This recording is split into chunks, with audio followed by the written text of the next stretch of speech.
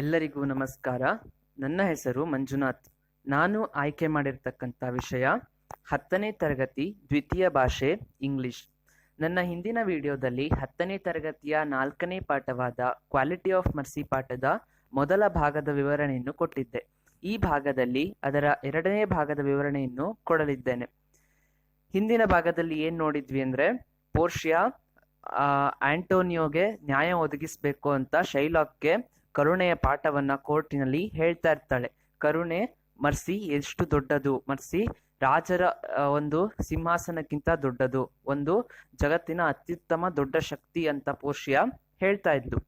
It is enthroned in the heart of the kings. It is an attribute to God himself, and earthly power doth then show likest gods when mercy seasons justice. It is enthroned in the heart of the kings. ಪ್ರತಿಯೊಬ್ಬ ರಾಜನ ಹೃದಯದಲ್ಲೂ ಇದು ಅಂತರ್ಗತವಾಗಬೇಕು, ಆಗ ಮಾತ್ರ ರಾಜ್ಯ ಸುಸಜ್ಜಿತವಾಗಿ ನಡೆಯುತ್ತೆ. ಒಬ್ಬ ರಾಜನಿಗೆ ಕರುಣೆ ಅತ್ಯಂತ ಮುಖ್ಯ. It is an attribute to God himself. ಇದು ದೇವರು ಕೂಡ ಇಟ್ಕೊಂಡಿರ್ತಕ್ಕಂಥ ಒಂದು ಭಾವನೆ. ದೇವರಲ್ಲೂ ಕೂಡ ಮರ್ಸಿ ಅನ್ನೋ ಪದಕ್ಕೆ ದೊಡ್ಡ ಒಂದು ಭಾಗವೇ ಇದೆ. And earthly power doth then show likest God's.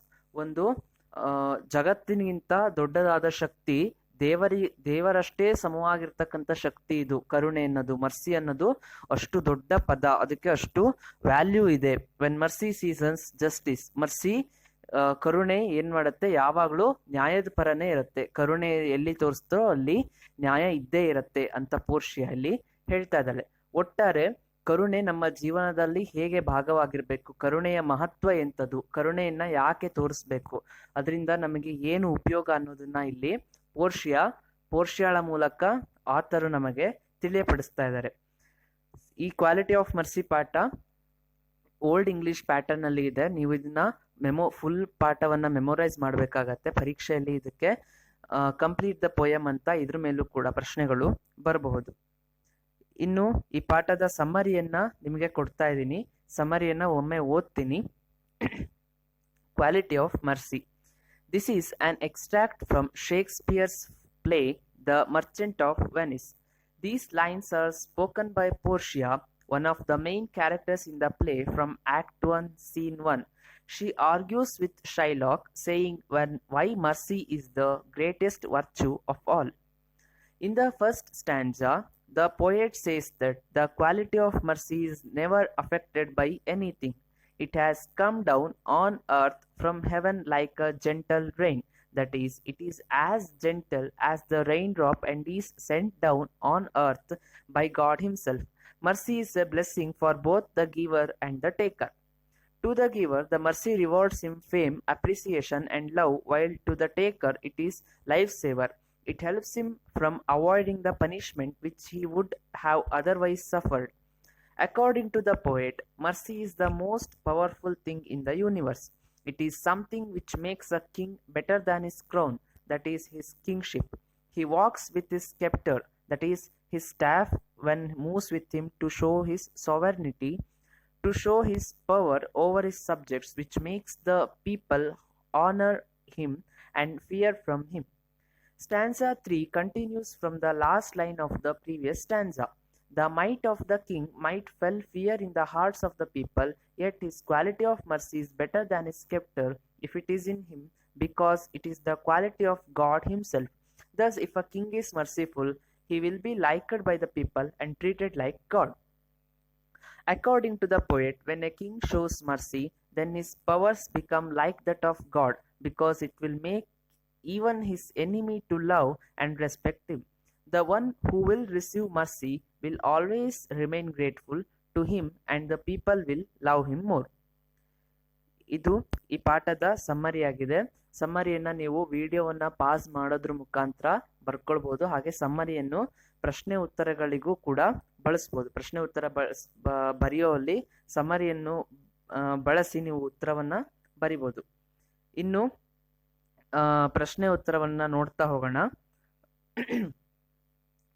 Mercy is compared to something in the first 2 lines of the poem. What is it? How is this comparison act? Justify your answer. ಇಲ್ಲಿ ಮೊದಲ 2 ಲೈನ್ನಲ್ಲಿ ಕರುಣೆಯನ್ನ ಬೇರೆ ಏನಕ್ಕೋ compare ಮಾಡಿದ್ದಾರೆ. ಏನಕ್ಕೆ compare ಮಾಡಿದ್ದಾರೆ? So mercy is compared to gentle rain showered from the heaven. This comparison is suitable or more apt because mercy also flows like a drop in the hearts of the person. ಮರ್ಸಿಯು ಸ್ವರ್ಗದಿಂದ ಬೀಳ್ತಕ್ಕಂಥ ಒಂದು ಪವಿತ್ರವಾದ ಮಳೆಗೆ ಇಲ್ಲಿ compare ಮಾಡಿದ್ದಾರೆ. The speaker says that mercy is twice blessed. What does she mean by this? ಇಲ್ಲಿ speaker ಏನ್ ಹೇಳ್ತಿದ್ದಾಳೆ, ಕರುಣೆ ಎರಡು ರೀತಿಯಲ್ಲಿ ಆಶೀರ್ವಾದ ಮಾಡಿಸ್ಕೊಳ್ಳುತ್ತೆ, ಎರಡು ರೀತಿಯಲ್ಲಿ ಆಶೀರ್ವಾದ ಮಾಡುತ್ತೆ. So when mercy is given or shown to somebody, it is blessed and it comes back from others. So mercy is twice blessed according to the poet speaker. According to the speaker, her Portia's view is correct. Scepter shows the force of temporal power. In contrast, what or whose quality does mercy stand for? So ಇಲ್ಲಿ sceptre ಅನ್ನ ಯಾವುದಕ್ಕೆ compare ಮಾಡಿದ್ದಾರೆ? Sceptre shows the force of temporal power. ಅಂದ್ರೆ mercy ಇಲ್ಲಿ ಏನ್ರ ಮೇಲೆ ನಿಂತಿದೆ ಅಂತ ಹೇಳ್ತಿದ್ದಾರೆ ಅಂದ್ರೆ, sceptre shows the force of temporal power. In contrast, mercy is divine quality and it stands for the divine power. ಒಂದು ಗಾಡ್ಲಿ ಪವರ್ಗೆ ಅದನ್ನ ಕಂಪೇರ್ ಮಾಡಿದ್ದಾರೆ. Some traits or qualities are mentioned below. Classify them into two categories of temporal power and divine attributes: love, revenge, sympathy, tyranny, cruelty, miscellaneous, mercy, hatred, tit for tat attitude, compassion. So ಇಲ್ಲಿ temporal ಪವರಿಗೆ ಯಾವ್ದಾದ್ರು ಬರುತ್ತೆ ಅಂದರೆ, revenge ಬರುತ್ತೆ, tyranny ಬರುತ್ತೆ, cruelty ಬರುತ್ತೆ, ಮಿಸರ್ಲಿನೆಸ್ ಬರುತ್ತೆ, ಮತ್ತು tit for that attitude. Divine attributes ಅಂದರೆ ಗಾಡ್ಲಿ ಕ್ವಾಲಿಟಿ ಯಾವುದಾದ್ರು, love, sympathy and mercy and compassion. Read the first two lines. Explain the simile or comparison briefly. ಮೊದಲ ಎರಡು ಲೈನನ್ನು ಓದಿ ಅದರಲ್ಲಿರೋ ಸಿಮಿಲಿ ಅಂದರೆ ಅದೊಂದು ಫಿಗರ್ ಆಫ್ ಸ್ಪೀಚ್, ಕಂಪ್ಯಾರಿಸನ್ನ ಎಕ್ಸ್ಪ್ಲೈನ್ ಮಾಡಿ ಅಂತ ಕೇಳ್ತಾ ಇದ್ದಾರೆ. Here's the comparison is direct and use the word as ಅನ್ನೋ ಪದ ಬಂದರೆ ಫಿಗರ್ ಆಫ್ ಸ್ಪೀಚು ಸಿಮಿಲಿ ಅಂದರೆ ಎರಡು ವಸ್ತುಗಳನ್ನ ಕಂಪೇರ್ ಮಾಡ್ತಾ ಮಧ್ಯ ಆಸ್ ಬರುತ್ತೆ. She is beautiful like moon or he is strong as Bhima. So ಇಲ್ಲಿ ಆಸ್ ಬಂತು ಅಂದರೆ ಒಬ್ಬನ್ನ ಇನ್ನೊಬ್ಬರಿಗೆ ಕಂಪೇರ್ ಮಾಡ್ತಾ ಇದೀವಿ, ಆದರೆ ಅಥವಾ ಒಂದು ವಸ್ತುವನ್ನ ಇನ್ನೊಂದು ವಸ್ತುಗೆ ಕಂಪೇರ್ ಮಾಡ್ತಾ ಇದೀವಿ. ಸೊ ಮಧ್ಯ ಆಸ್ ಬಂದಿದೆ.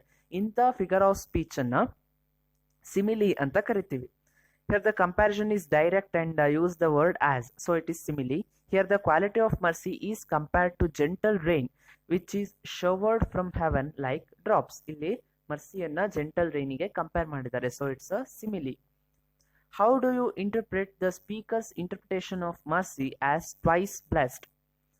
So ಇಲ್ಲಿ if mercy is shown to somebody, the giver is blessed. Simultaneously, the person who takes or receives mercy is also blessed. So according to the speaker, it is twice blessed.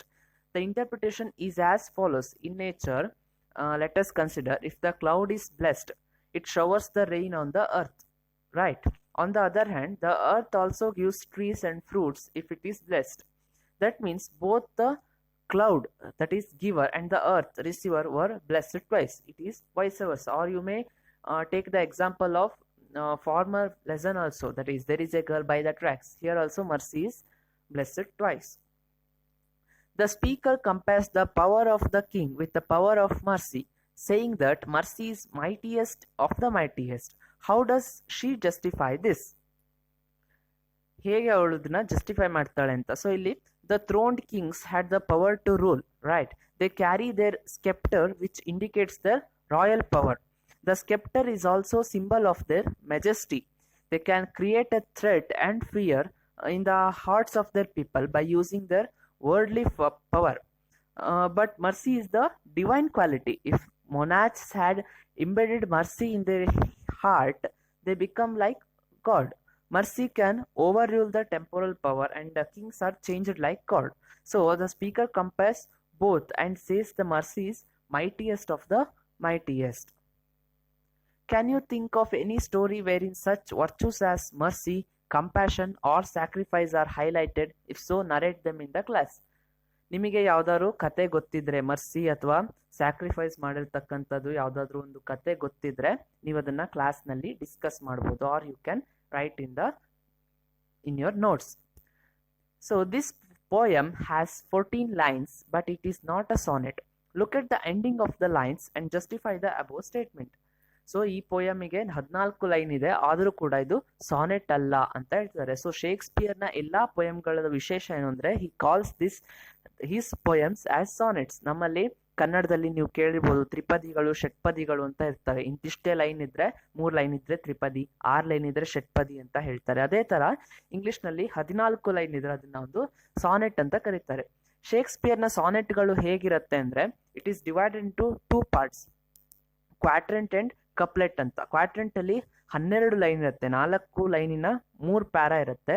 ಹಾಗೆ ಇನ್ನು 2 line ಇಂದು ಕಪ್ಲೆಟ್ ಅಂತ 2 line ಇರುತ್ತೆ. So the first in quadrant ಏನಿರುತ್ತೆ ಅದು ಒಂದು ಪ್ರಶ್ನೆಯ ಜೊತೆಗೆ deal ಮಾಡುತ್ತೆ, ಒಂದು ಪ್ರಶ್ನೆಯನ್ನ ಎಕ್ಸ್ಪ್ಲೈನ್ ಮಾಡುತ್ತೆ. ಹಾಗೆ ನೆಕ್ಸ್ಟ್ 2 ಕಪ್ಲೆಟ್ ಅಂತ ಏನಿದೆ ಅದು ಆನ್ಸರ್ ಅನ್ನ ಕೊಡುತ್ತೆ. ಸೊ ಈ ರೀತಿಯಾಗಿ ಸಾನೆಟ್ ಅನ್ನೋರು ವಿಭಜಿಸ್ತಾರೆ. 4 ಲೈನಿನ 3 ಪ್ಯಾರಾ, ಹಾಗೆ 2 ಲೈನ್ನ 1 ಪ್ಯಾರಾ. 4 ಲೈನ್ನ 3 ಪ್ಯಾರಾನ ಕ್ವಾಡ್ರೆಂಟ್ ಅಂತ ಕರಿತೀವಿ, ಹಾಗೆ 2 ಲೈನಿನ 1 ಪ್ಯಾರಾವನ್ನ ಕಪ್ಲೆಟ್ ಅಂತ ಕರಿತೀವಿ. ಇದರಲ್ಲಿ 14 ಲೈನ್ ಇದ್ರೂ ಕೂಡ ಇದು ಸಾನೆಟ್ ಅಲ್ಲ. ಯಾಕೆ ಕ್ವಾಲಿಟಿ ಆಫ್ ಮರ್ಸಿ ಸಾನೆಟ್ ಯಾಕಲ್ಲ ಅಂತ ಕೇಳ್ತಾರೆ. So you can see here it is divided into 5, 5 and 4 ಅಲ್ವಾ, 5, 5, 10. So it is not divided into quadrant and couplet. It is the first point. But the sonnet should contain rhyming words at the ending of the line. Second criteria ಏನು, sonnet ನ ending ಅಲ್ಲಿ rhyming words ಬರಬೇಕು. So in the quality of mercy poem we cannot see any rhyming words. So according to, by considering these 2 criterias, here in the given extract no rhyming words, and it is not also divided as quadrant and couplet. So therefore it is a not sonnet. So ಇಲ್ಲಿಗೆ quality of mercy ಪಾಠ ಮುಗ್ದಿದೆ ಅಂತ ಅನ್ಕೊಳ್ತೀನಿ. William ಶೇಕ್ಸ್ಪಿಯರ್ನ ಒಂದು ಅತ್ಯುತ್ತಮ ನಾಟಕವಾದ Merchant of ವೆನಿಸ್ನ ಒಂದು extract quality of mercy memorisation ಇದೆ, ಹಾಗೆ ತುಂಬಾ ಇಂಪಾರ್ಟೆಂಟ್ ಆದ ಪೋಯಮ್. ಸೊ ಇಲ್ಲಿಗೆ ಪಾಠವನ್ನ ಮುಗಿಸ್ತಾ ಇದ್ದೀನಿ.